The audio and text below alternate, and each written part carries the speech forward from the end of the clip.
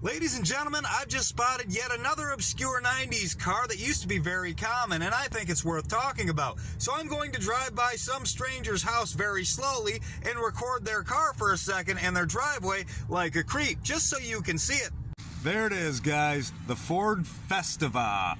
I would be shooting at me right now. I hope you guys appreciate this. That one looks like a 94, but honestly it could have been a 92, 93 with the wrong grill in it. Either way, it was well into the fuel injection years, so you only had the two transmission options to hook up to your badass 60 horsepower 1.3 liter power plant. And that was a 5-speed manual or a 3-speed automatic. An earlier carbureted version came with a 3-speed manual that had an electronic overdrive, or a 5-speed manual, or I believe you could get it with a 3-speed automatic, but don't quote me on that. But the fun thing about this car, it was designed by Mazda for Ford in Japan, but it was built by both Mazda and Kia. The Americans got the Kia version of it, and so did a few other countries, where Australia and I believe Pakistan got the Mazda version. For a little bit, they sold both the Mazda and the Kia version in Australia, but it was pretty much the same car all over the place. I'm not sure one was better than the other, but my dad bought me and my brothers one of these to play with in the field when we were kids, and my grandpa delivered newspapers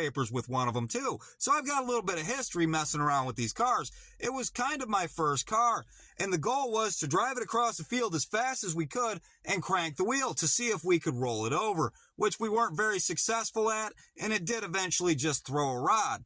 Alright guys, I'm gonna do it again just because it makes me smile every time I see this thing. Hope nobody chases me though, because I've only got 11 bucks and I'm out of gas. My grandfather was a very tall man with a deep voice, and because of these cars, I laugh every time I see a mouse belt. These cars had mouse belts. If you don't know what a mouse belt is, it was an automatic seat belt attached right here, and when you close the door, it would slide back like this and across your chest. But if your right arm were in your lap in front of the belt would roll up your shoulder and across your face and try to kill you. It was pretty funny, and my grandpa did this all the time, and he would get super mad every time it happened. It was hilarious. I probably came within inches of passing out trying not to laugh at him in the back seat because he had that scary voice. Those are the memories I wanted to share with you about the Ford Festiva.